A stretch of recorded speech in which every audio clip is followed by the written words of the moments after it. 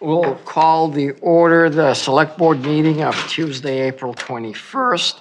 Just want to remind everyone that the meeting is being recorded.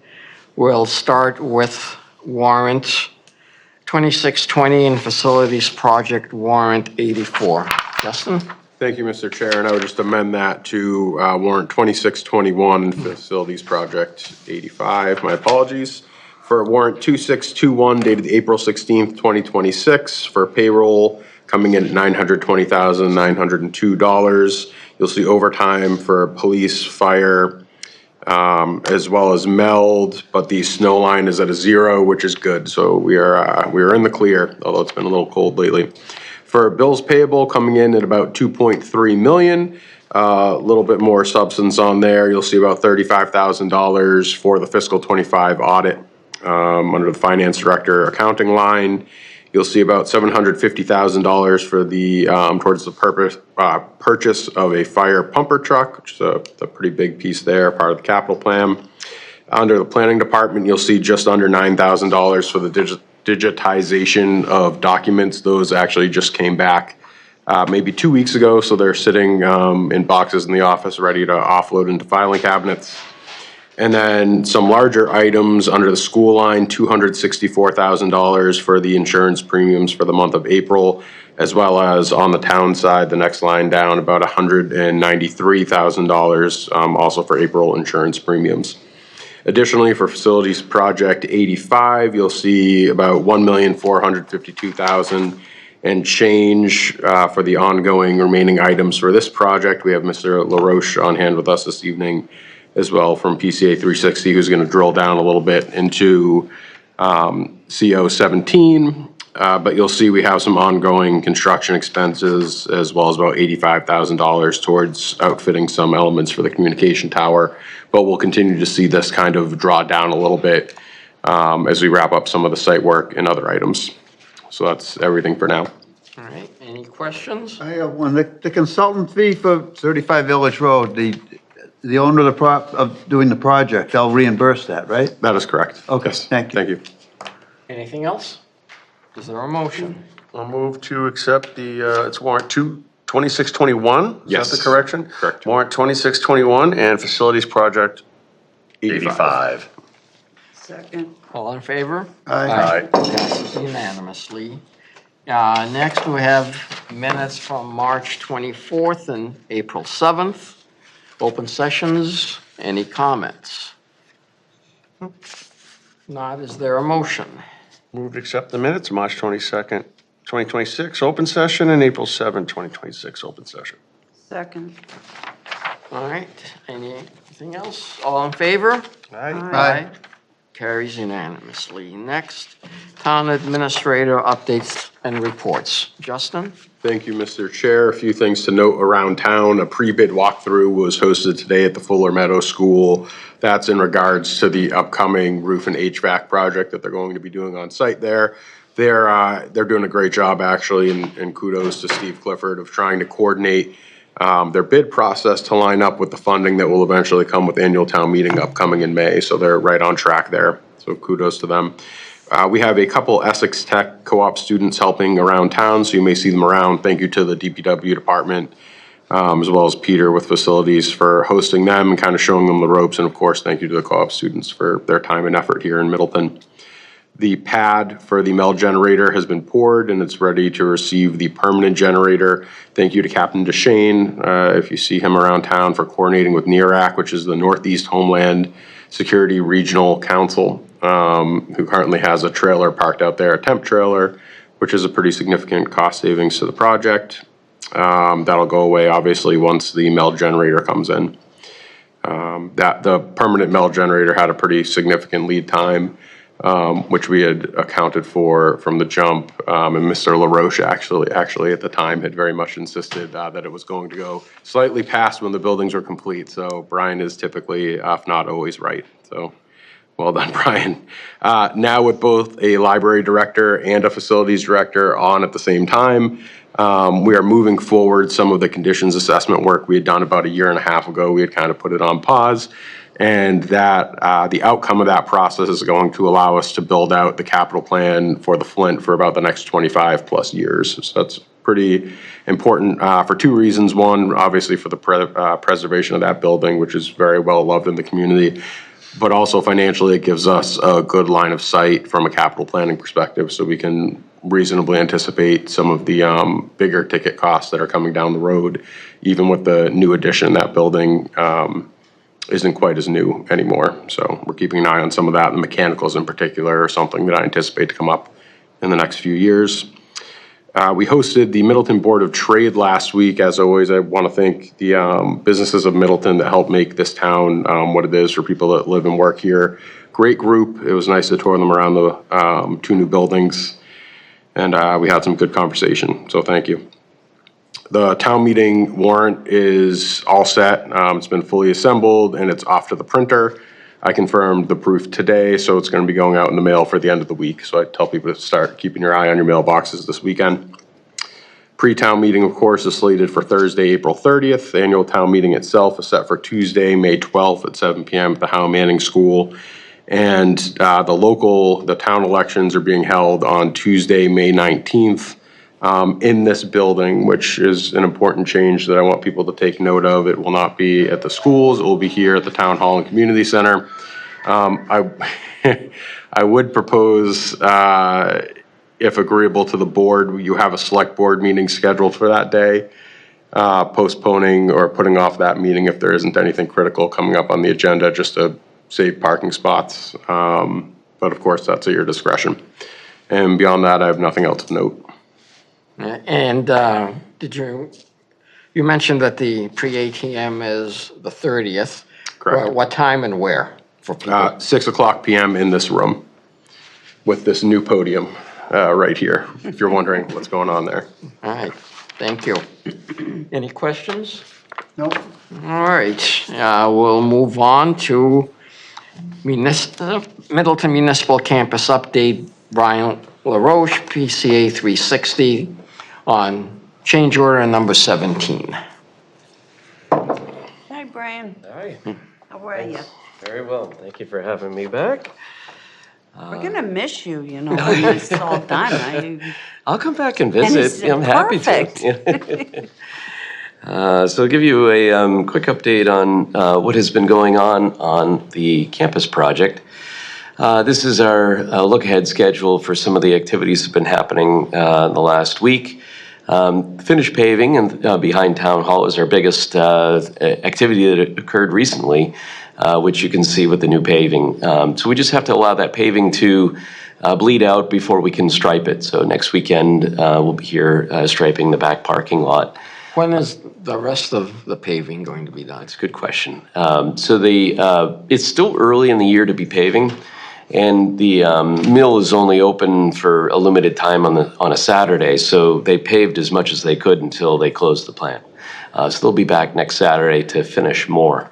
So they're going to pave the access road up to public safety, and they're going to stop short of where the front entrance drive is because they still have the curbing to put in and the work of the town green that's about to start. So there'll be still a section of the main access road at the front that won't be complete. And then the new widened radius curbs coming in off of Route 114 are about to begin as well. So we're just waiting on Mass DOT to give us their blessing to make that change, which we have a meeting with them on Thursday on site to go over the acceptance of the new traffic signal. So I believe we're going to get a pretty quick turnaround from Mass DOT. We also have the former farmhouse that was on this property. We discovered late in the fall the water line for that house that had been abandoned in place when we were putting in the sidewalks. So we have to get back out into Route 114 to cut and cap that line. So we were waiting on the moratorium, but DOT also wanted us to amend our permit to show this added work. So we're just waiting on that approval as well. So a few things are about to break. Are we still required to pave 114? Yes. So we're going to have the final gas connection for the MEL generator, which that's something that MEL and National Grid are working on. That's not anything we're coordinating. So that still has to happen. Plus, we have the cut and cap of the water line. Then after both of those trenches have been temporarily patched, we have to wait 3 months before we can finish pave. So from where to where? We own from curb to curb, from extent to extent of anything we touched in Route 114. So we'll be paving a very large swath of the roadway. So it'll go beyond the former golf course entry, and the gas line is the furthest on Route 114, that connection towards Winterberg Road. So we'll be paving that whole area. It's pretty significant. So again, we have to wait 3 months. Fingers crossed, we're hoping we can be in the road in the next 2 weeks, we believe. Do we have to mill it and everything, or just Yep. a top coat? No, it's mill and then a new overlay over all of that. And then the line striping that's there now is just temporary, it's paint. Ultimately, it'd be the thermoplastic, to Mass DOT standards. Yep. And Do you have an estimate of what that cost is for that work, just for that work? we have a number, it's in our contract. I wish I could pull that number out of the top of my head, but I don't, I can't. But I do have a figure, I can get it for you if you're interested, for sure. I mean, Yep. when you get a chance, you can send it to Justin and he'll Yep. send it to us. I can absolutely do that, not a problem. Yep. So, town green work is about to resume. Chairman of the building committee asked us to make some additional grading revisions. The pricing that came in was a little bit high, and we redesigned the grading with his guidance so that we can replicate the stone wall that was already put in, that we can do something similar on the other end near with the town green. Because originally, the design was going to be a little bit more of a robust engineered wall with foundations and so forth. So we want to be able to keep that look uniform across the property. So we're just waiting on the pricing to come back. I think I should have that on Friday. And then we'll resume the work. You're going to see the pavilion foundations beginning next week. So that's underway. And then with that, there's a paved area, like brick pavers that are going to go in front of Town Hall. You can see that island. The pavers are about to go in there. That was something that was changed as part of this. The building committee wanted to redesign how the walkways worked in the town green. So we're going to have a path that'll go right out the front door and connect into the town green. So that was something that wasn't part of the design, but that was the building committee that asked for that. So that's underway. You can see there's some equipment out front. And so just give you a quick view here. This is the area and highlight on the plan is the work area. It's all enclosed with the construction fencing. And the construction trailers are in the corner of the public safety lot. They're indicated in red on that diagram. So those two trailers are there. So that particular parking lot where the trailers are will not get finish paved until we do Route 114 later in the summer. Partly because those trailers are there, we can't do the finish paving. So we'll pave that lot plus the front entry when we do Route 114 in late June or early July. Just some quick photos. Yes.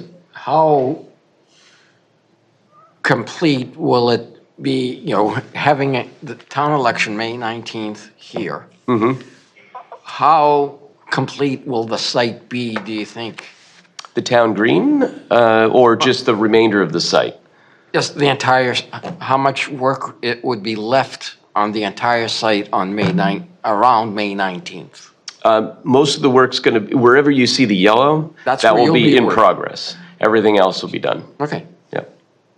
And at this point, we're still hitting for the grass to take. We might have to top dress and reseed some areas that didn't make it through the winter.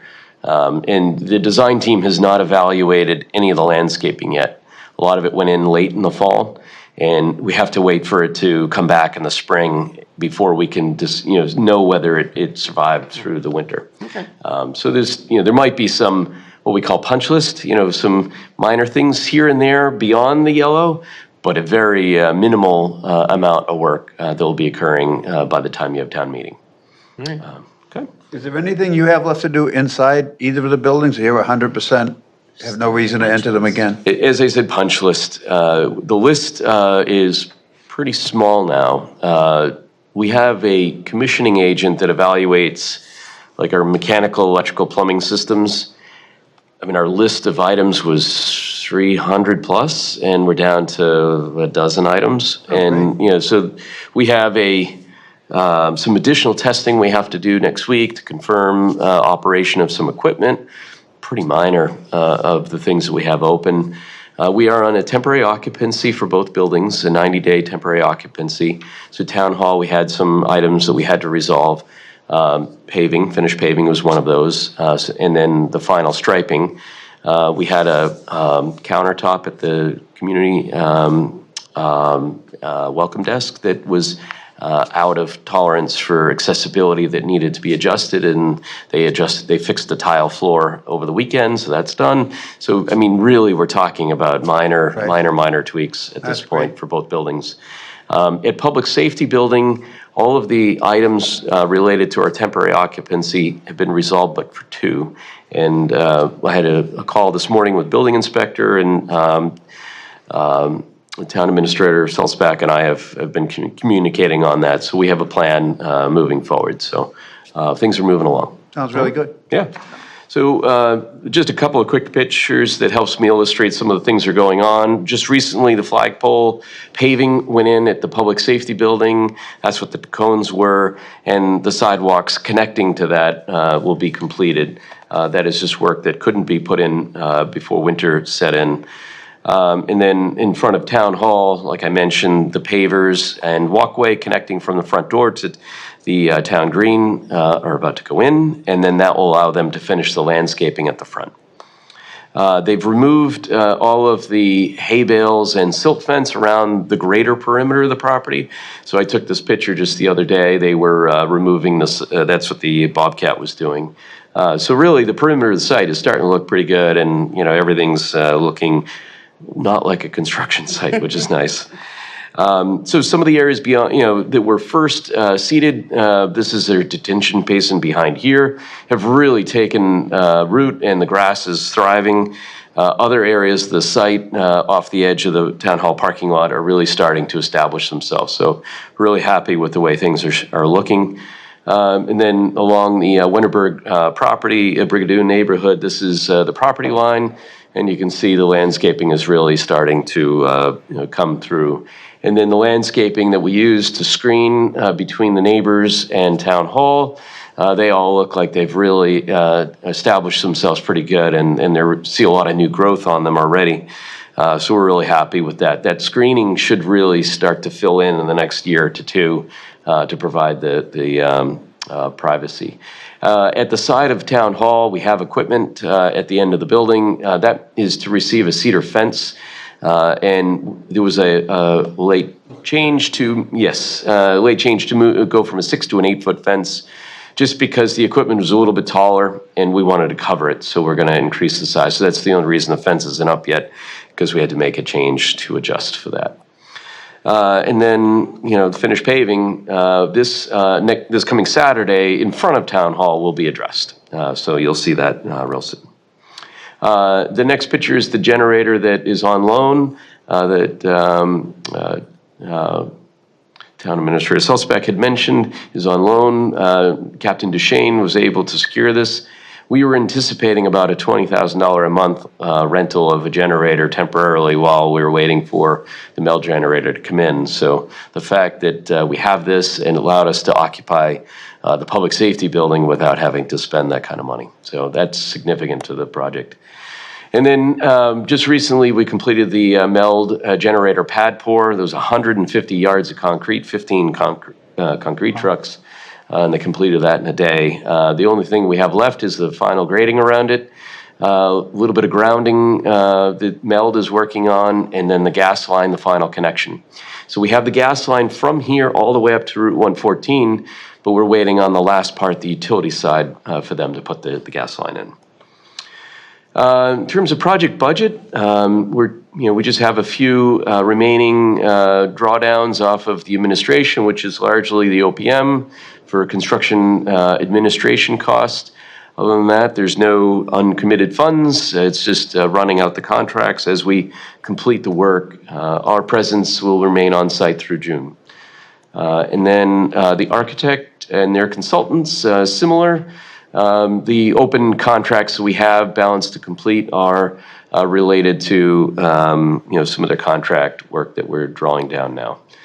On other project costs, these are costs that we're spending more now that the building is occupied.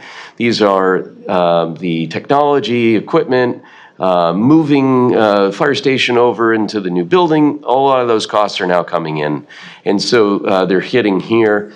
We had some additional furniture purchases that we will see some of those costs in.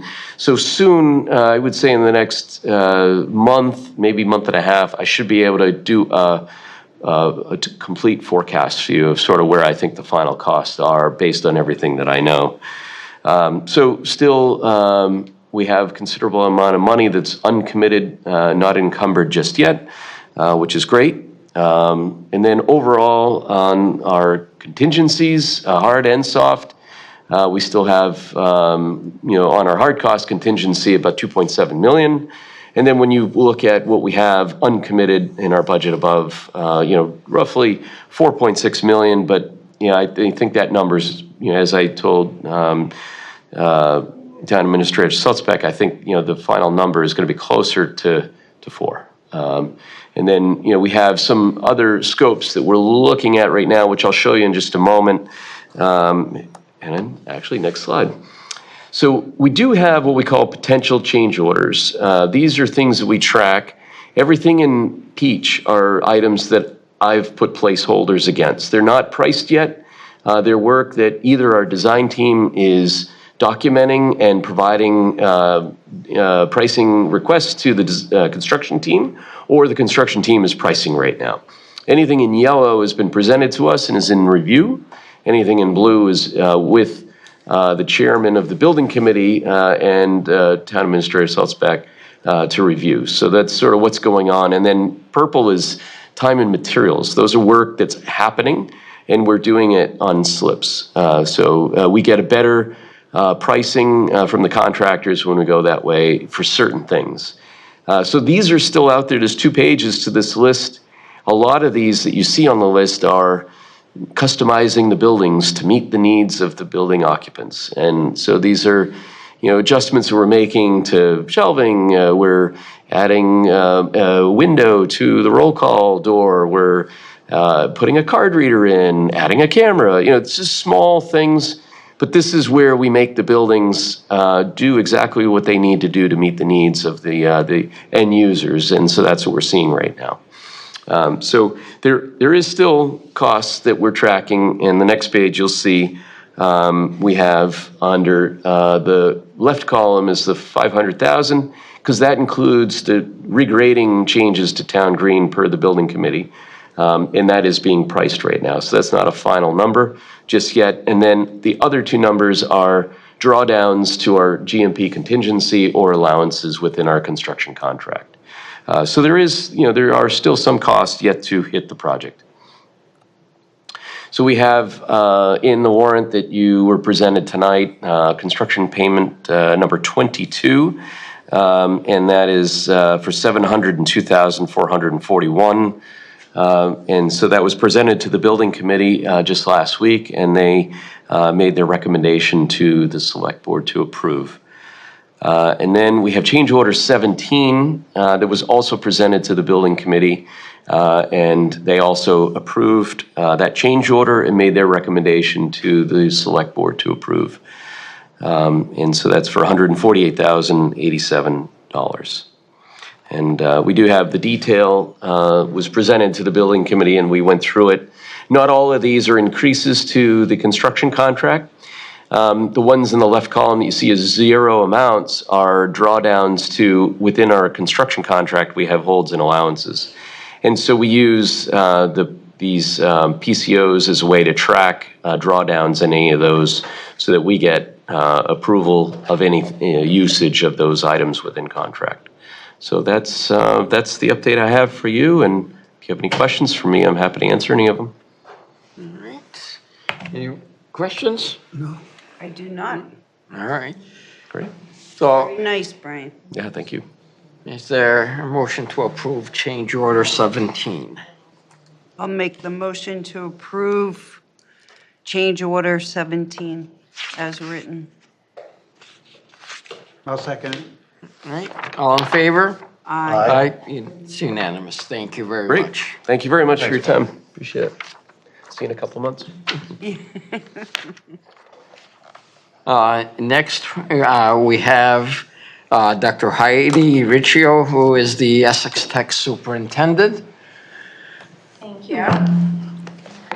Marie will be here in case there's something I can't answer. So I think, I have some questions, but, if you Sure. can just start by giving us sort of, an overview of what's happening at Essex Tech now, and what do you foresee happening in, the near future that might be, whether it's growth or it's new programs, or whatever. Sure. Thank you. Well, thank you for inviting me. I appreciate that. We're always proud of the work that our kids are doing on campus. And right now we have 1,926 students. In your document that you have, it's our budget book that comes out every year. So in the back page is how many students from Middleton are in our programs, and it's 57 at this time. We will be graduating 15 seniors, and at this time we have 14 incoming grade 9 students. All of them except for one went to Masconomet Middle School, so congratulations. You have a great middle school program, comparatively speaking to some other communities where there are a lot of kids that are either choicing into other districts. We also have 7 cooperative education, well, the DPW is more. Our juniors are just coming or going out on cooperative education, so halfway through their junior year, they're able to leave the school, or not even report to the school, and enter the workforce. And so there are 7 cooperative education sites that we have, excluding the town DPW. And so those are things like CVS. So we have an HVAC student. CVS and Walgreens are our biotechnology students, are able to work in the pharmacy there. And then we have our dental students. So there's 2 dental offices in Middleton. So if you get your teeth cleaned, you more than likely are with one of our co-op students doing some dental assisting work. And then we have 2 HVAC firms that are currently employing our HVAC students. And so that's kind of student body wise. We do have, like I said, 15 students coming into us, which is what one of the allocations were for enrollment. And as you know, this is our first year doing a lottery. So we did have quite some conversations related to how do we allocate different seats to different programs and different schools. It is a 1-year commitment, so I cannot guarantee that the same allocation will be next year. We tried to present an allocation procedure that looked at average enrollment over time, to which some of our members were extremely concerned about that and asked us to reconsider and look at grade 8 student population of those students that reside in that community, and then looking at it from a percentage. Again, I can't guarantee that that is how we will do it. Next year, we do have some thoughts more towards interest and looking at students that apply to come to us as opposed to enrollment or grade 8 students, because certainly there are grade 8 students enrolled at Masconomet that are perfectly happy and want to continue to go to Masconomet and not receive a vocational program. And so I will continue to update you. We do have annual, or sometimes twice a year, we do have site visits where we hold a legislative breakfast that all of the town managers and mayors are invited to. And so we would extend that invitation as well to the select board as well. It is an area where you can, other than the budget season, where you can really see what is happening on campus, and then we also offer tours. So we'd love to give you a tour. There is a lot happening on campus. As you can see, if you drive by our school, we do have construction projects that are not only done by a contractor, but many of them are actually done by our students. And so our students in the 10th grade cannot go out on off-site projects, so they tend to work on on-site projects. As you may know, the completion of the Larkin is done, and it's beautiful and can be rented for space, but also we hold a lot of community events as well, and we can do retreats in the summertime for some communities. And that project was primarily done by our students, although we did have to contract out for some. We completed a geothermal project. It was the first project in the state in a municipal building or a school building where we were able to take advantage of federal rebate dollars. So we actually we were able to do that geothermal for not that much more than doing a traditional system. Wow. And so that was complete. And that was in our Gallant Hall, which is a 1971 building that is now occupied by our STEAM Academy. And the STEAM Academy includes information technology, biomanufacturing next year, as well as engineering and design and media communications. So we were able to expand enrollment as well as not only enrollment, generally speaking, total population, but also enrollment in our programs where there's a high need. So there is a high need for electricians. In a lot of kids are waitlisted into our electrical program. We were able to expand that by moving our juniors and seniors into the lower level of Gallant Hall. And that allowed us to increase the grade 9 population because of the existing space on the main campus just was not large enough. And when we increased enrollment, we increased classroom space, and that was all done in the summertime through a grant, the Cummings Foundation grant, where they paid our construction-related students as well as our staff to do those projects over the summer.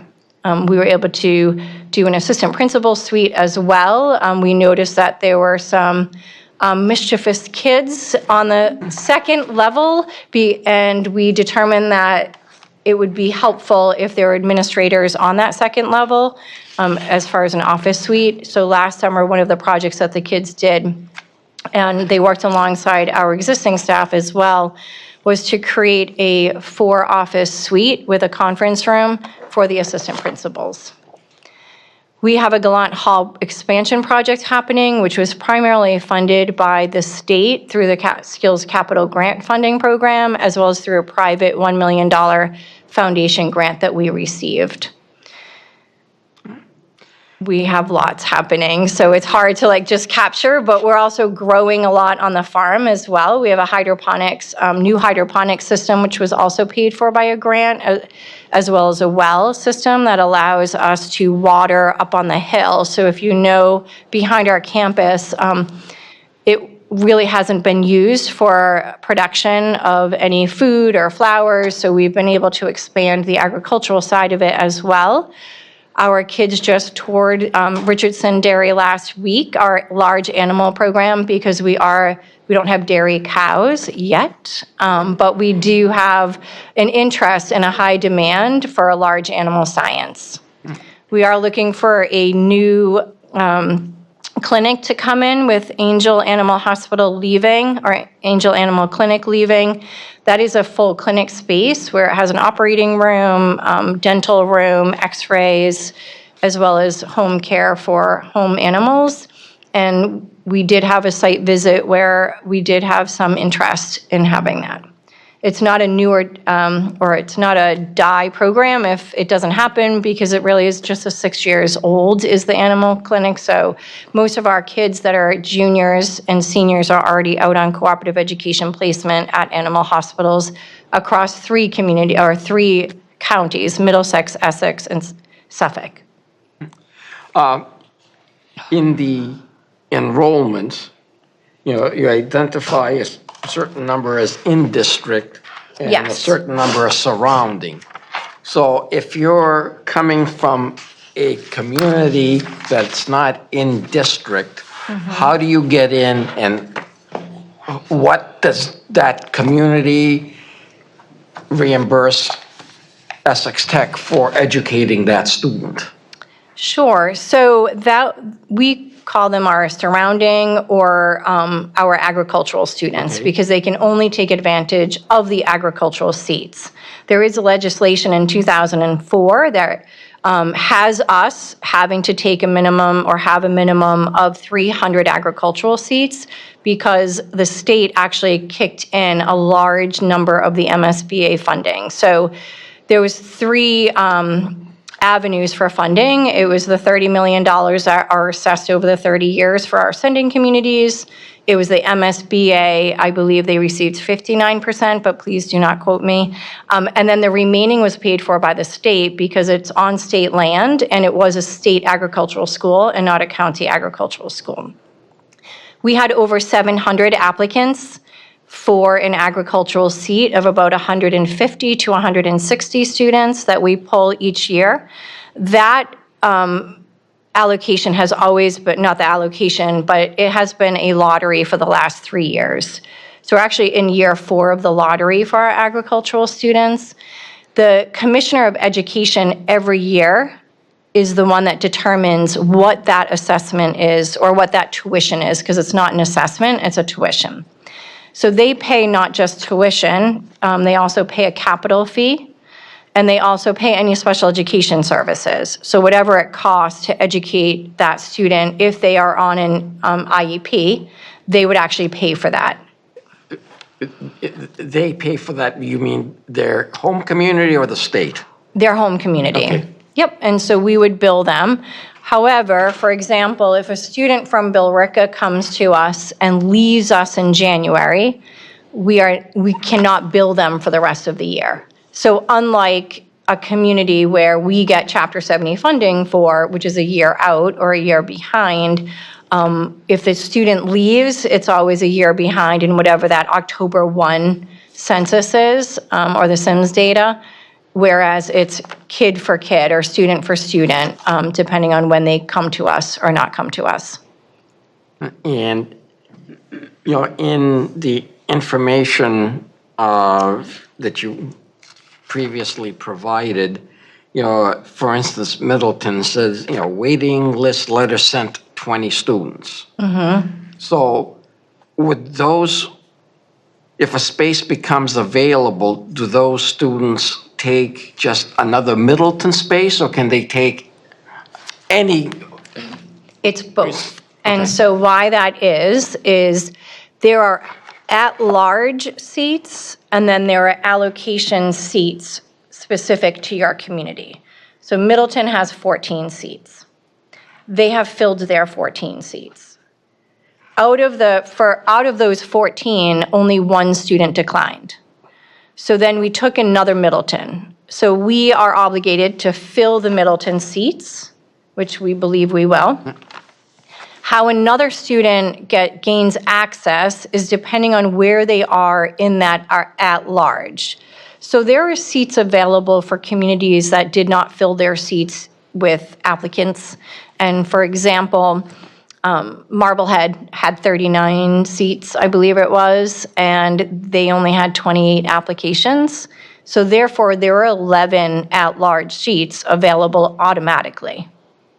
Now, if they decline, if Marblehead continues to say, oh, I don't want to go, sometimes it does happen all of the time. It gets August, they start to get nervous, they decide they don't want to come.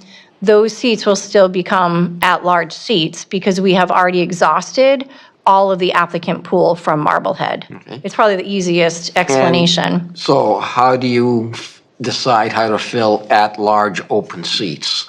The lottery has already been done, so it's whoever is on that next list. Okay. Yeah. All right, so in terms of, you know, we won't necessarily know how many Middleton ninth graders are going to Essex Tech until all of the at-large seats are filled, because some Middleton students may take that, so in addition to the 14 that have already accepted. Yes, I will say, however, that it more than likely will not be more than, it's not going to be a large number, because if you were to look at the number of applicants from Peabody, Danvers, and Beverly, they significantly outweigh any of the other communities. And so therefore, which we knew would happen with the lottery, and you can look at it actually online on our website, is those 3 communities are filling the at-large seats typically. This last round, there was one Wenham student that was actually, we're in round 7 right now. It's just where they fell on that overall lottery. In the towns, so we're allocated 14 seats? Yes. So is that population-based, or how is that? It was based on 8th grade population. So the 8th graders that reside, in Middleton, so total 8th grade population, not applicants. Right, okay. Okay. And so the agricultural students are really a source of additional revenue to Essex Tech beyond the assessments to the in-district communities for the non-agricultural seats. Is that- Yeah, I will say it definitely offsets our budget. Yeah. And for example, we are the second most affordable vocational school in the state, including agricultural school. And we are able to do that because of the revenue that we take in. So for example, if you were to look at Minuteman Tech was built just a couple years after us by the same designer and construction company. They're at about $37,000 per student that they spend, and we spend 23. So it is significantly less. It does cost more, but we're also billing less than what we spend on the student. So I believe this school year you're at 21,427, or for next school year. The 23,000 is actually on FY24. So as you can imagine, over time, that's significantly more of what we're spending. So we're actually spending more than what we're billing our communities. And we are able to do that because of the agricultural revenue that we do take in. It's great school. Yeah, it's, I'm glad that, kids are taking advantage of it because as the population of electricians, plumbers, et cetera, ages, if they're not replaced Yes. by the younger generation, we'll all be in trouble. We already are because we just had to pay a plumber. Difference with this lottery system of the students that you're getting? Do you see more dropouts, or do you see much difference? We won't know until next school year, until the end of next school year. It is our first year doing the lottery for our in-district students.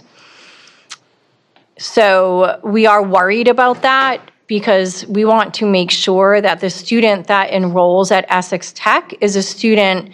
It is difficult to transition to a vocational school because we are on a week-on, week-off basis. We also have, our campus is quite large, so it's 166 acres of land, and it does resemble a college campus where they are traveling from building to building, and that can be a difficult transition for students as well. What we are trying to do is do more kind of orientations along the way leading up to that final orientation at the end of August so that the student can really understand what it is like a day in the life of a vocational student.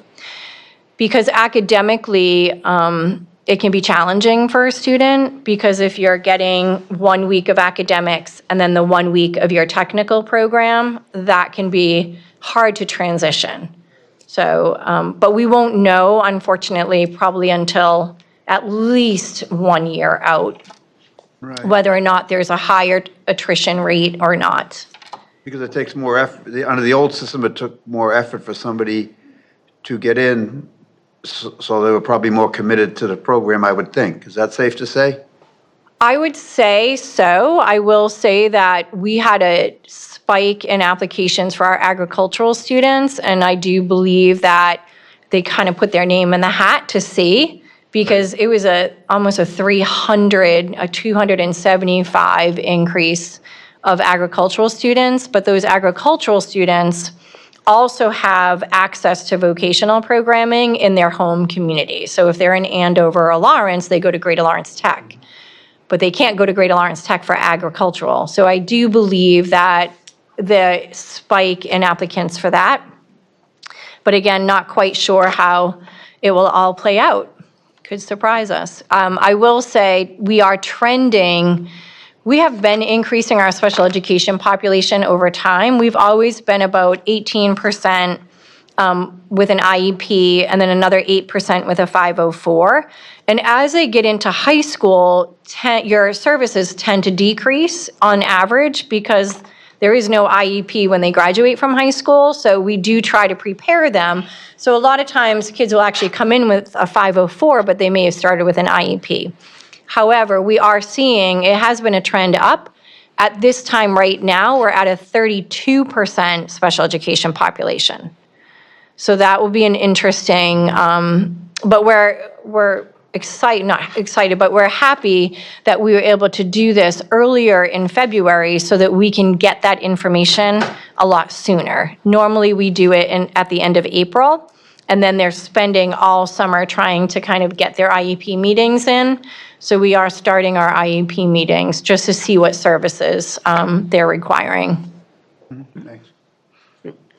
Any other questions? No, thank you. You've been there from the beginning, so. Thank you. That's a Yes, lot. we're again, we're happy. We love our partners in Middleton. We're just right over the border. Our hockey rink is in Middleton, and so we're excited also with the partnership with the police and fire because we are going to be working on some reunification and some crisis management with Danvers and Middleton, as well as St. John's Prep and North Shore Community College. So we are excited to partner with you on that as well, but we would love for you to see a tour and see what's happening on campus.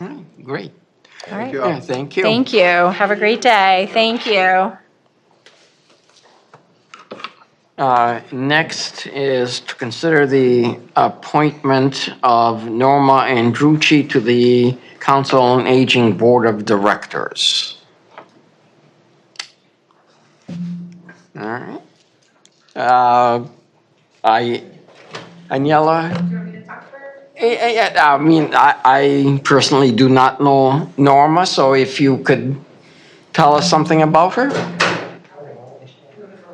Justin, was Norma invited to the meeting and told that she'd be expected to be here? To my knowledge, she was. I know she had sent the correspondence in your packet. Do you know if that's the case? I'm unsure. It's her husband, Richard. I Okay. don't think she would be here. I don't know if she got something, because she would certainly be here. Do you think we should table this till the next meeting and have her come in? Were there any time-sensitive? We have a board meeting next Wednesday that it would be helpful to have, Norma sworn in board? tonight. If she wanted to come and, I can verify that Richard and Norma are members of the COA and awesome. I completely agree that it's a good choice. Richard, to is have she Norma? presently in town? Want to call her and see if she can get here? I was gonna say, we could Yeah. postpone a half hour and put it Yeah, at the let's end. do of that. See if we can do Yeah, that. I hate to scramble the jets on her, but Okay. if she's available, my apologies. She would obviously come with me now, so. Yeah. Right? All right, we'll move on to updated sale of police station RFP for review. So Justin, could you? Plus, I'm going to recuse myself Okay. because I'm going to direct the butter to the police station. Thank you, Mr. Chair. So as you may recall, recently the board, now that some of the dust has settled and moving into the new building, is revisiting some of the items we had backburnered.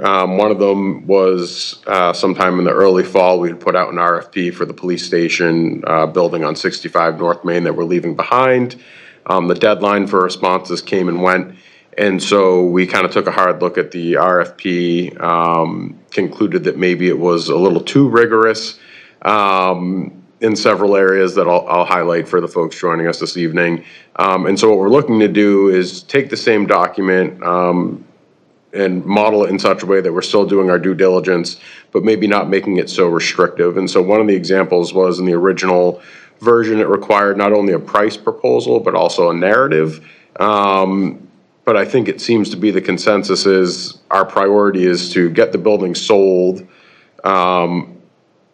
pretty much as soon as possible to get it back on the tax rolls. It's not really a parcel in town that we're terribly married to, or the outcome of, it's not, next to the schools or something like that, where you want to be kind of more controlling of what goes there. And so we have removed the narrative requirement, and we would be weighting it exclusively on the proposed value.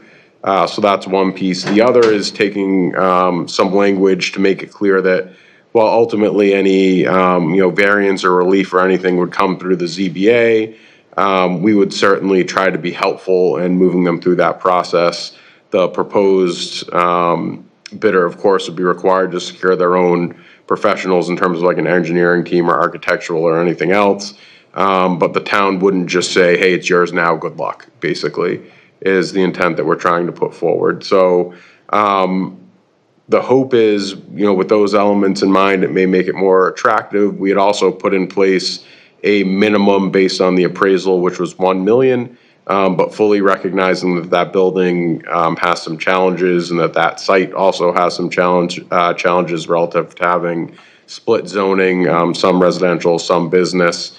May be more realistic to kind of put it out there and see what we get. Obviously, you wouldn't want to give it away for a song, but I think maybe holding them to the standard of 1 million may have been a little ambitious as well. So certainly got some jokes cracking on social media relative to the history of getting the building for $1. So I think with those changes, it would be appropriate to put it back out. The timing would work out. We'd get responses for early June, which could potentially have it in the hands of somebody for the new tax year in July. And then it would be my recommendation after this, if we don't hear any responses, or we don't find that we receive responses that are advantageous to the town, to go the secondary route that we had discussed, that Debbie had highlighted in terms of potentially securing a realtor and going through, some different hoops and hurdles, but going down a different path from a procurement perspective. But I'd like to give it a stab one more time with this document. So if that's agreeable to the board, we're going to get it posted to the central register for Wednesday of next week. Any comments on the proposed RFP? Hey, Thank you. all in favor of approving it and having it posted on the central register? Is there a motion? So moved. Second. All in favor? Aye. Unanimous. All right, thank you. Thanks. Next is a review of bond anticipation notes in the amount of 4.8 million for the Middleton Municipal project and the Fuller Meadow roof visibility and design. Thank you, Mr. Chair. So a couple items, I'll go over it on a high level. First and foremost, as you can see in your packet, there's a letter there from our collector treasurer, Nick Federico. Thank you to Nick, and also thank you to our finance director, Sarah Wood, for their efforts in putting this package together, kind of hunting down information from several different department heads and offices, my office included, to try to put this together. It's a pretty complex process, and they did a good job working with Hilltop. We did receive 5 responses in total, which is great. Typically, you want to get at least 3, so getting 5 was a good response. As mentioned, we're looking for about $4.8 million. That's made up of 2 pieces, $800,000 for the Fuller Meadow roof, $4 million for this project. And if folks would recall, several falls ago at a special town meeting, we had gone back for this joint effort between these 2 buildings with about a $10 million deficit. We had asked the people of Middleton to support a borrowing of about an extra $10 million, and we're only going to be borrowing 4. So that's a pretty significant accomplishment. So as you can see, the most advantageous net interest cost came in at 2.5139%. That's a recommendation of my office, of the finance director, and of course the treasurer collector. And so you have, I believe, the red folder ready for signatures. I haven't. Okay. I checked it to make sure no one missed any lines, Thank you. signature lines. Appreciated. No worries. Any questions? I have a question. Where, When does the right to borrow the other 5 million, end? Does it end with this document that town meeting right to borrow the up to 10 million? Does that legally extinguish, or that just stays hanging out there? How does that work? So when the project is closed out, I believe would be the end for that. I'll double check with council. But if I also had to guess, for some reason, 3 years sticks out in my head from the date of the vote. But I'll confirm with Attorney Tallerman. Okay. Just, that was something that I know at the time, with such big numbers in our recent history here, that it, give thanks to the administration, anybody that worked at doing what they said they were gonna do, which was be very strict on the expenditure of what the taxpayer allowed us. And so to be less than 50% of that amount, I just want to say thank you. Pleasure. All right, is there a motion to approve? Make that motion. Is there a second? I'll second that. All in favor? Aye. It's unanimous. Next is the review and approval of the licensing agreement with the Middleton Food Pantry. This was primarily our chair who is absent today negotiating it, and we have the head of the food pantry. So, Hello. hi. Aye. And the document that we have, I assume you also have. I do. Actually, can we look? Justin, Arthur Carrickson, helping Colleen in the food pantry. Does this one before them include the revisions from yesterday morning? Yes. Yeah, okay, yeah. It's been thoroughly reviewed by both parties. And you've had a chance to review it a number of times, so it's, yeah. Okay. Do you have So it there, Costa, the final one? Is that what your papers? No, Do you have it? The final one that we signed, do you have it? No? It's Can you hand back us down down there. You just pass there it we go. now? Yeah. It's down there. Also, if I might be able to make Thank you. 30 seconds worth of comments, maybe less. I already took 10 seconds. The purpose of setting up the nonprofit, the incorporation in this agreement provides a multitude of significant legal protections for both parties, the town and the food pantry. As lawyers, we always want to think of the what ifs. And, somebody gets food poisoning, somebody trips and falls on the way in. Many of those different things, scenarios. And then the second point, I know it might have been the chairman raising this last time, but sort of making some comparisons to a friends group. Well, essentially, that's what this corporation is, because it's a fundraising arm for the food pantry. Little different from some of the other friends groups, but it was modeled after the Friends of the Council on Aging.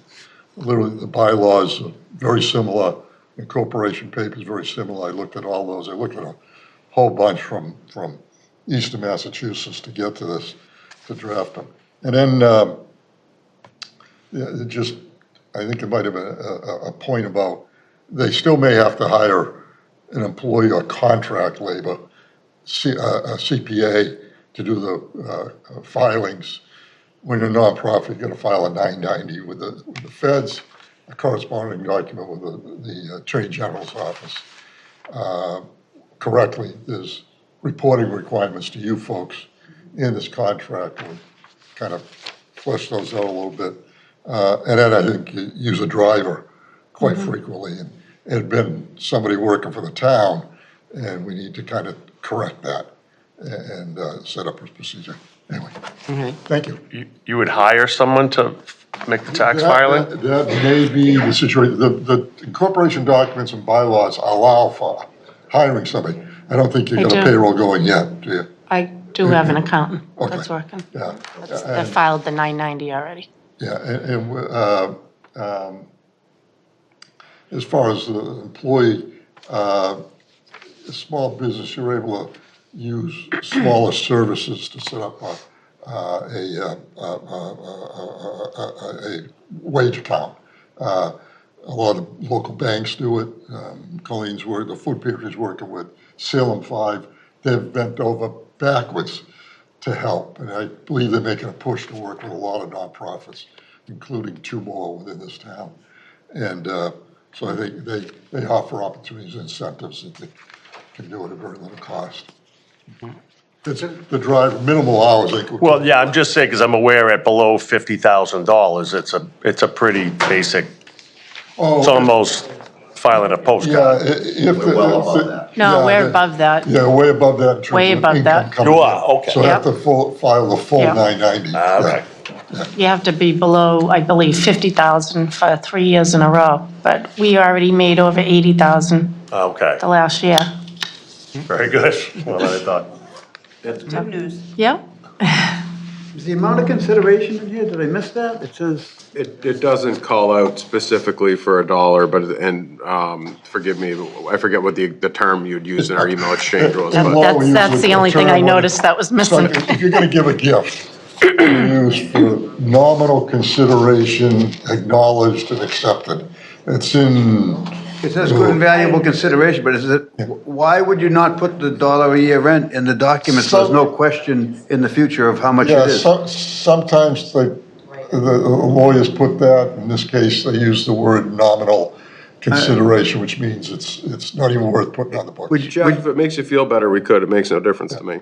So. Yeah, I'd feel better if it said one in consideration of $1 per year. I think it should be in there. So if it's agreeable to the rest of the membership, I'll amend the document, but keep the signature page? sure. Okay. All right, easy. That works. And just on a high level, for everybody else's benefit, so this is in reference to room 103 specifically, which is the food pantry off the lobby downstairs. It's for an initial term of 5 years, but can be extended up to 25. And it calls out a couple different provisions. For example, the town will provide internet with the expectation that the Middleton MA Food Pantry would abide by all policies and procedures upheld by internet access and users currently in town hall, but also outlines the expectation that they're responsible for providing their own IT and technical equipment and other things to that regard. It also lays out a no questions asked policy, basically that resources shall be provided to residents of Middleton regardless of income, status, or other factors. And ultimately, I just want to say once again, thank you to the folks of the Middleton Food Pantry for their partnership. I know at times there were, I don't even want to say some disconnects or misunderstandings, but I think some items that we certainly smoothed out, and throughout the process, we've always stood by the same mission, which is trying to help people. So they're moved in, everybody seems happy downstairs, and we're happy to have them here. So I think with this document, it kicks off a good start for a 5-year period, and we can kind of review periodically. The document also calls for quarterly reporting of pertinent statistics, as well as a once annual minimum visit, meaning you can visit more frequently if you'd like, of course, but at least once a year coming by, kind of running through those statistics and picking out trends and other things, just to illustrate how, those resources are being put to use and helping people in the community. Yep, and I'd like to thank you too, Justin and the board, for all your help and for helping this, us work this out. And we're here for the community, and we're going to do a great job. You're going to be very proud of us. Oh, we're already. Already, yeah. All right. So is there a motion to approve the licensing agreement with the edit that Jeff suggested? I'll make a motion to approve it, provided that the $1 a year rent is called out in the document. Second. Could I have that wet copy back for, Across the head. thank you. All right, all in favor? Aye. Unanimous. Thank you. Thank you. Thank you for all you Thank you, do, Rick. all of you. So we'll go back to our appointment for the Board of the Council on Aging. Norma, would you come up and just tell us? She's here. Tell us about yourself and your interest in serving on the board. Well, I received a call from Jackie Brezhnev, and she asked me if I would be interested, and I said yes. I gave her some information about my background. I taught school for 21 years, and I worked as an administrator for another 7. And then I taught at the college level for another 6. Other than that, I've served as a mentor to a lot of new teachers, and that's what I've been doing with my life. All right, so yeah, have you been involved with the senior center and the activities and the, Yes, I have participated in the exercise classes. I sadly missed the Zumba class, which I'm hoping will come back, as are all the other women and men maybe. And I volunteer with Colleen at the food pantry 1 day a week. All right, thank you. Very nice. Thanks for coming in with such short notice. Fortunately, I only live up the street, so. all right. Is there a motion to appoint Norma to the There's a question. board? question. Okay, just going to say that Norman Richard will very valuable member of the Historical Society. Yes, I do. Yeah, I do. great. Yes, if I could, no other discussion, I'd like to ask to appoint Norma Andrucci for Council on Aging Board for a term to run from June 21, 2026 until June 30, 2028. I'll second that. All in favor? Aye. Welcome aboard. Thanks so Thank you. Thank you, I look forward to it. Might have to get one of those calendars pretty soon. All right, we're gonna skip for now item 7 and go to item 8, public comment. Is there anyone that wishes to make a public comment? Susan? Thank you. I'm Susan Piccoli, 16 Lakeview Avenue, and I'm here tonight just to share and invite the Select Board and all members of the town to our April 25th townwide litter pickup. We're going to be at the New Old Town Hall at 11 o'clock in the morning, and it's from 11 to 2. We'll have yellow bags generously donated by the DPW, and a DPW truck parked there, so that when you pick up the trash, then you can bring it back and we will have it disposed of. I've already have people signed up for a variety of areas, but we are looking for more people. And last September, I think we collected 35 bags, yellow bags of trash. As I've been driving around, the trash queens have been doing an excellent job, if I must say so myself, because a lot of the streets look pretty good, but there is still areas that really need attention. And I want folks in town to be proud of our town, and they can contribute by helping out. And it's a good way to meet your neighbors and things like that. So thank you for the time. Thank you for What was the date organizing. again, Susan? I'm sorry? The date again? Saturday, April 25th, Okay. from 11 to 2. And we'll be at the New Old Town Hall. For those that may be confused by that, it's 48 South Main Main Street, Street. Memorial Hall. Yes. And I believe the weather for Saturday would be ideal for walking and picking up It trash. is rain or shine. All right, we'll see you at 11. Okay, thank you very much. Thank you, Thank Susan. you. Susan, and thank Thank you you. to all our trash queens. Our Right. town does look very nice because of you. All right, we'll move to the joint meeting with the Historic Commission to discuss the Old Town Hall on Maple Street. So Ann, are you the chair? I'm the chair, we have Pike Messenger, Bob LeBlanc, Jeffrey Andrew, Sally George is not here. Okay. All right, on that property is also the Tramp house. Is that the original location of the Tramp house? Yes, the property was in 1848, the town appropriated money to have it built there from Mr. April. Okay. So that is the original site, it's never been. But it was moved there from somewhere else, wasn't It's it? always been there. At one time? It's never been off that property? Never been off. Okay. The original site has always been there. And is that building movable? I did contact two companies, there's only two companies in New England that actually move buildings like that. I had to give a complete description of what we were looking for, and I haven't heard back yet. Just looking at their websites, it doesn't sound like a big deal to them. Mm-hmm. It's only 12 by 14, 12 by 12, 14, something like that. Yeah. So the thing is, though, it is all brick, and it's old brick, and it has to come off a cement foundation. So I haven't heard back yet. That was fairly recently. But I'm sure we will at some point. I can let you know. Right, yeah. Unless you guys have some other means of that. And you have if it were to be moved, where would you like to see it? We did talk about that. We had a couple of ideas. I think we kind of landed on actually here, because we have 30 acres here of open space. Our big concern is that it is, kind of public sort of view, that it just won't get vandalized. Because one of our first thoughts was to put it down near the rail trail behind Home Manning, but that's pretty obscure. It's out of the way. Kind of an easy target.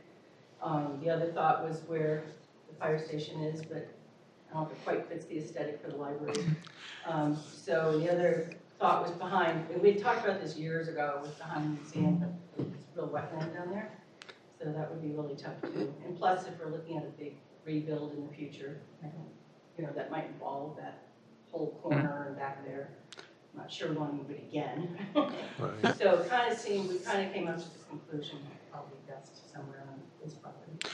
And, now along the rail trail, where it crosses Maple Street, Right. there are some wider areas. Well, we kind of thought that the old South Main Street Railroad Station, which is now sitting on the parking lot of the Henry Cherry Common, would probably be best there. Well, because there's, But that's the actual train station. But I have looked into that, and it's not feasible well, the beams are rotted, you'd be looking at a complete, yeah. Well, we can talk about that. But Yeah. anyway, yeah, we just. yeah, to me, if there was an ability, the space to move the Tramp house to, near the rail trail as it meets Maple Street. So it addresses your visibility concerns because people will always be going by it. Yeah. Where are we parking now? Yeah, where, yeah, Like we use it as Halloween, so it's an open house. right. I'm just thinking where people park. Well- Where do you park now to go to the? Well, I don't, because I just walk to it. Well, they park across the street on that location, on the corner of Liberty and, How many spots is that? oh, geez, probably fits, 20 cars, 15, at least a dozen cars there. Where, in the corner? Yeah, right in the corner, You mean like parking on the lawn? on the grass, yeah. The other areas are Is just, that private property or? It is. it's a mix of both private, yeah, and meld. Right? But people would be crossing the street too, so we'll have to think about that one. So you're open to moving it? We've talked about it. Okay.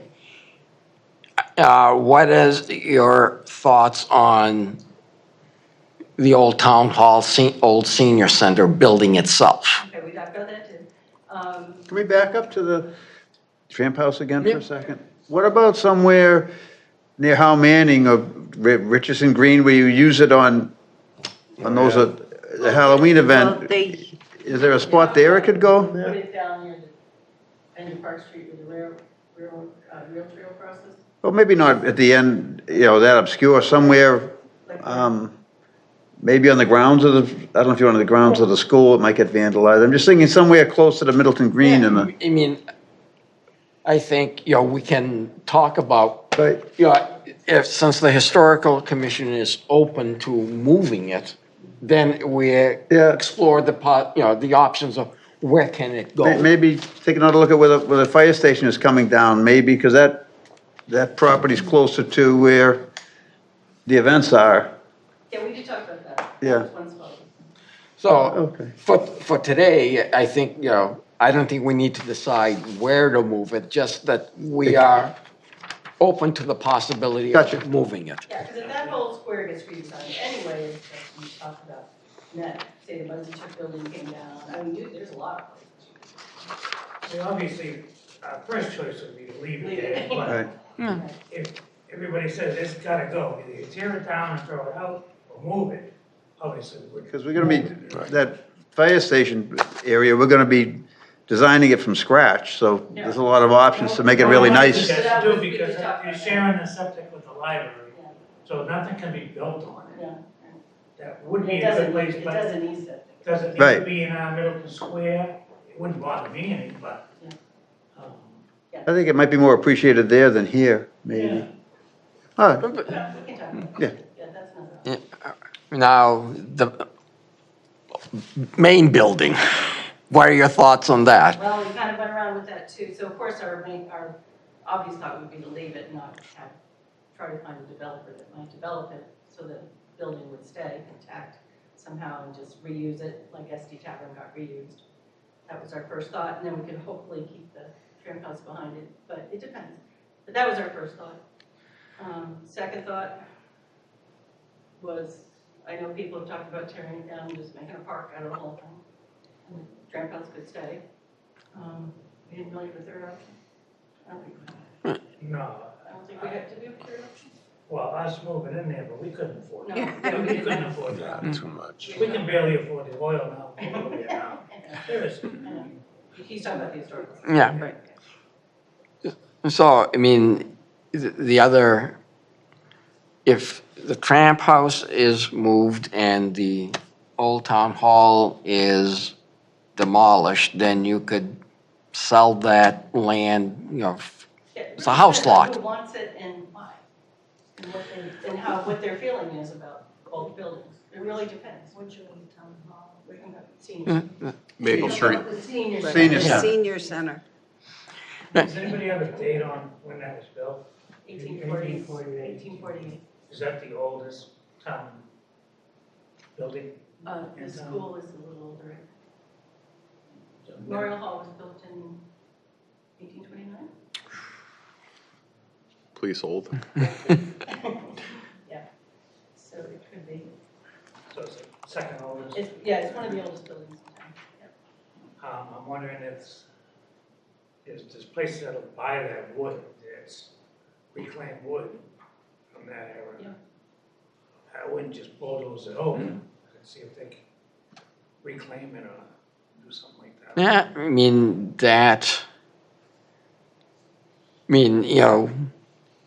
Justin, what do you think of doing an RFP? That's what I was hoping for, yeah. And if there's, for somebody, to buy it and reuse it. If there's no responses, then we do an RFP saying, you can do whatever you want. I think we owe that to the building to do that. Sure. We did it with Estes Tavern. I think we really should try that. In that you would establish criteria that the most advantageous proposal would keep the building and reuse it as is in some capacity? Is that the intention? That would be the, Memorial Hall. Okay.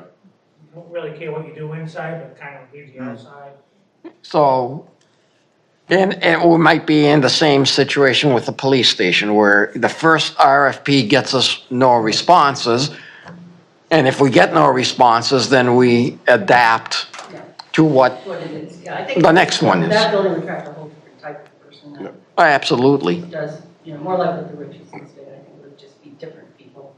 So give it a chance at first pass to preserve the historic element, and if we find there aren't any reasonable responses, then we look at other avenues that could include raising it, or Yes. someone else Yeah, I raising think it. if it's sold, no matter who buys it, the Tramp house should be moved. Even if they were gonna save the building, I don't think we would want the Tramp house to remain there. I think, I think it depends who it is. I don't Yeah. think they'd want it there either, liability. They probably Unless won't they want sell it to the there, town and the town but- gets to keep it. When you're going through the RFP process, it's so open. So we'd really have to see what the interest parties are from the responses of the RFPs. Yeah, I'd prefer the Tramp House be on land that the town owns, and if we were to sell the land, now it would I be on agree. somebody else's land, so I would prefer Keep it. that part of it. Yeah. You don't sell that. You know, that's another option. Well, you can, everybody has access. All right. So I think that might be our next step is to put out an RFP, see if anybody is willing to buy and preserve the old senior center. I can support that. Okay, yeah. I think we need to do that. You know, when you put up new buildings, people get very nervous about seeing old buildings come down en masse. You know, police station's gonna go, fire station's gonna go, old town hall, Memorial Hall's gonna look different. Start looking at Old Town Hall, people are gonna. You can never get it back once it's gone. That's All we exactly. have left is the tavern and the library, and, you have to be really careful, people.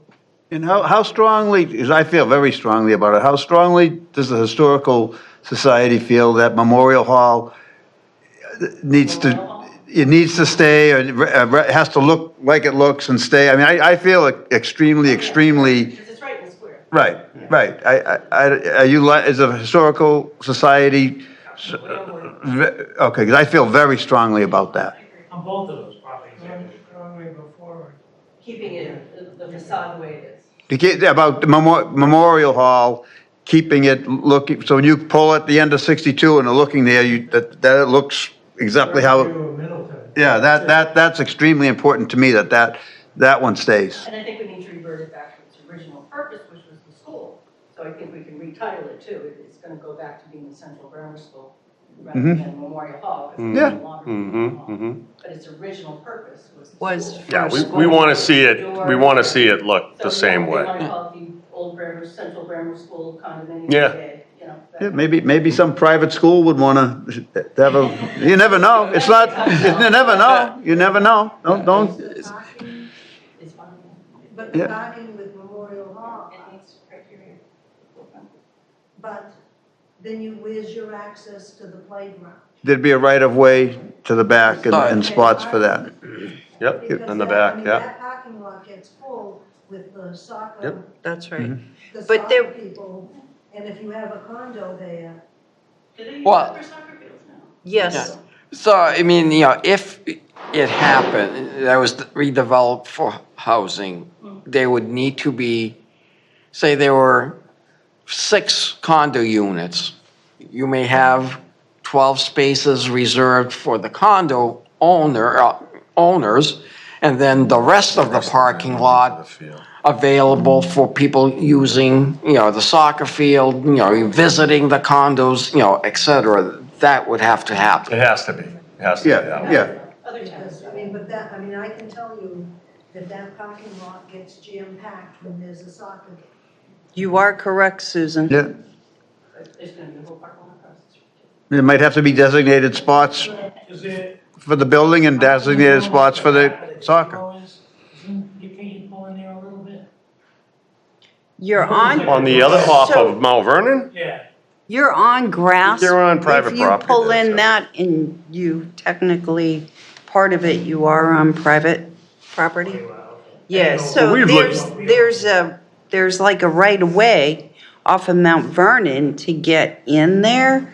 But then once you're in there, then, and I don't know exactly where the lot line is, but then it's, But keep in mind that we'd be thinking better than half of what's existing there would be reserved for the field. Right? Better than half of what's there would go Yeah. to the field. All right, it's an interesting, discussion, but it's not on our agenda. The Right. agenda was only for Old Town Hall, so I think we'll end the discussion of Memorial Hall until another time. But I think, this has been, productive in that I think we have a path as the next step for that site, for the site and for the Tramp House. So we'll see what, transpires from that next step. So, yes, Pike? May I add one sentence? Brent Caulfield and I found that the old 4x4 chimney of the old school, the building we're talking about now, the chimney swifts nest in there on the inside of the wall. And they stay there all night, and then they go out and fly all day and never get back in the ground until they get back in the chimney. We counted 131 Oh. one summer. That's Memorial Hall or the old senior center? Which building? Memorial Hall. Memorial Hall. All right. Thank you, Pike, as always, a fountain of useful information. I don't know how useful it is. It is interesting. But thank you all for coming, and Yes.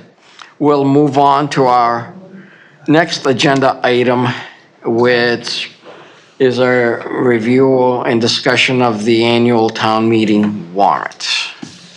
Thank you, Mr. Chair. So I just wanted to provide an opportunity, now this has gone out to the mail, once again, to remind the public that upcoming annual town meeting is Tuesday, May 12th, 2026. There are 30 articles in total that have been reviewed pretty extensively by this body over the past 2 months or so. A few added, a few removed, but ultimately we landed at 30. So what I'd like to ask the board is to give some thought over the next couple weeks, and I'll be working on the motions book between now and your next meeting, but at your May 5th meeting, we would like to assign individuals to specific articles. So if you have anything that you would like to read on town meeting floor, or anything you would like to not read on town meeting floor, please give it some thought and we can assign them accordingly. Have you heard from the moderator which articles may be on consent agendas? Because then we won't need to Yep. deal with those. So Madam Moderator and I have had a conversation relative to that, and she did ask that you assign someone to it anyway, in case somebody pulls it on town meeting floor, and then we're not trying to figure it out on the fly. Okay. But we'd still like to, which would be on consent agendas. I'll see if I can get something out of her commitment. Okay. So, if there's articles that you want to be a speaker on, or articles you want to avoid being a speaker on, communicate that to Justin, and we can make the decisions next meeting. Okay. Anything else on the warrants? So the ones that, like the school ones, obviously the school committee members will make the motions and. Correct. Lighten Our Way would be the Conservation Commission, yeah. So there's a few that are already. Yeah. And, financial articles, the FinCom will, move the article, Right. but if there's additional information that somebody requests, then one of us could speak to it. Okay, then our last item would be to go into executive session pursuant to General Laws, Chapter 38, Section 21A3, to discuss strategy with respect to litigation. And holding that discussion in an open meeting has a detrimental effect on the litigating position of the town. And this will be to discuss litigation relative to the MBTA Communities Act. Chairman, I move we enter executive session pursuant to General Law 30A, Section 21A3. And not to return to. And not to return to public. I'll second that. Okay, Debbie, call the roll, please. Rick, Yes? Costa, Yes? Jeff, Yes. and I am a yes. All right, we're going into executive session, not to return to open session.